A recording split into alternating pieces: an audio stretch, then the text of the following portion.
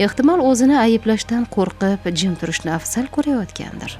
Axir agar bola adashmagan bo'lsa, uning onasi va singlisi o'lgan, otasi esa tirik, qotib qolgan qonga belangan va o'zini jinnidek tutayotgandi u.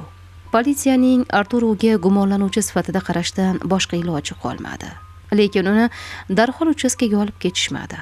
Buning sababi erkakning tanasidagi jarohatlar. Ofitser hamrohligida uni eng yaqin kasalxonaga olib borishdi. Politsiyachilar Alejandroni akasining yoniga mashinaga o'tkazishdi.